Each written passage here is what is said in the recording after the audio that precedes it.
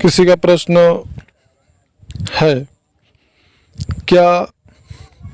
अप्सरा सिद्ध हो जाने के बाद, अप्सरा सिद्ध हो जाने के बाद क्या अप्सरा के द्वारा जो अभिचारिक प्रयोग होते हैं, अभिचारिक प्रयोग मतलब मारण, सम्मोहन, वशीकरण, उच्चाटन, विद्वेषण इत्यादि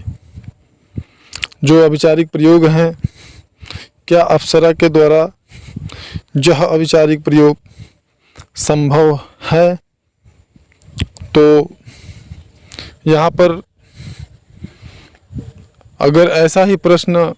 आपके भी मन में है तो फिर अप्सरा की साधना आप मत करिए। हमने बहुत बार ये चीज़ लोगों को बताया है कि अप्सरा एक सौम्य शक्ति है, एक सात्विक शक्ति है। जो आपको हमने ये भी बताया है, जहाँ पर यह प्रश्न लोगों के मन में आता है कि अप्सरा हमको क्या दे सकती है या हमारे लिए क्या कर सकती है, और इसके लिए मैंने ये बताया है कि अप्सरा हमारे लिए, हमारे फ़ायदे के लिए या हमारे लाभ के लिए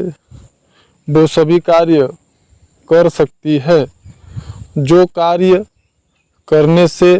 किसी दूसरे व्यक्ति को कोई नुकसान ना हो। यानी आपको हर वो लाभ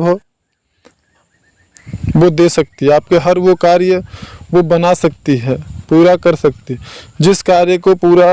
होने से, जिस कार्य को करने से किसी भी दूसरे व्यक्ति को किसी प्रकार का कोई नुकसान ना हो, कोई हानि ना हो, कोई घाटा ना हो। यदि आपकी जो इच्छा है, मनोकामना है, वो किसी दूसरे को नुकसान पहुंचाए बिना है,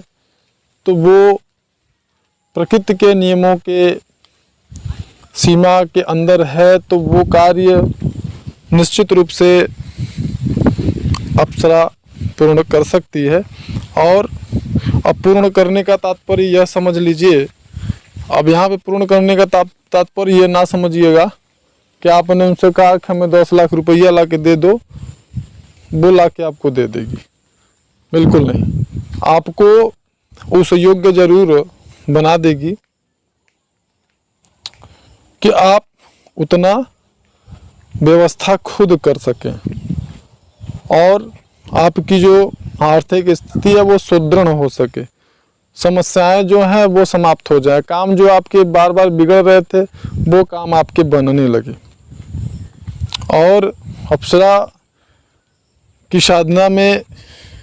यहाँ तक संभव है कि जो वस्तु भौतिक सुख सुविधाएं आपके अगर भाग्य में नहीं है तो वह भौतिक सुख सुविधाएं आपको प्राप्त करवाने में वो आपकी सहायता करती है और वो आपको प्राप्त होता है। ये परम सत्य है। इसी कड़ी में हम बता दें, जैसे कि हम सिर्फ और सिर्फ उर्वशी देवी की ही साधना करवाते हैं, तो उर्वशी देवी का संबंध जहाँ तक है, यह भगवान नारायण के जंघेश के उर्व भाग से उत्पन्न हुई हैं, जिसके परिणाम स्वरूप इनको उर्वशी के नाम से जानते हैं। और ये सभी अप्सराओं में सर्वश्रेष्ठ अप्सरा हैं। इनके बारे में ये भी लोगों में भ्रम फैला हुआ है या अफवाह है कि यह सब अप्सराओं से लेट में या देर में सिद्ध होती हैं, जबकि ये सत्य नहीं है, बिल्कुल असत्य है।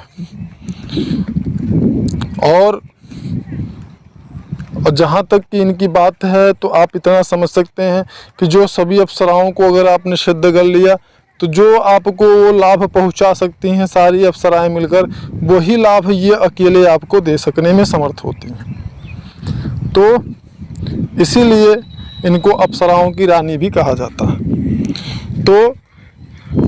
अप्सरा को सिद्ध करने के लिए अगर आपकी ये मानसिकता है कि ये सभी प्रकार के जो अभिचारिक प्रयोग है, मारण, मोहन, सम्मोहन, वशीकरण, उच्चाटन, विद्वेषण इत्यादि, इसके लिए आप इनका अगर उपासना करते हैं तो आप गलत हैं, इनकी उपासना आप ना करें। यह सौम्य शक्ति हैं, ये आपका एक मार्गदर्शक के भांति सहयोग कर सकती हैं और उचित जानकारी आपको प्रदान कर सकती हैं किसी भी विषय वस्तु से संबंधित, और आपको एक सही मार्ग दिखा सकती हैं और आपकी जो ज़िंदगी है उसमें खुशहाली ला सकती हैं। और जो आपको या हर एक भौतिक सुख इस सांसारिक जो व्यक्ति को जो भौतिक सुख सुविधाओं की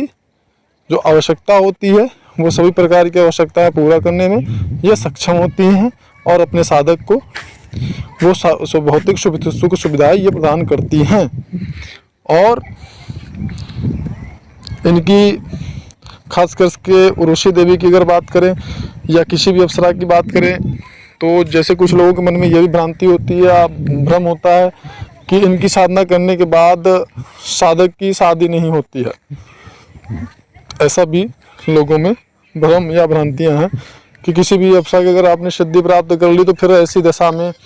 आपकी जो है शादी नहीं होती है या शादी में वो अवरोध डालती है। अथवा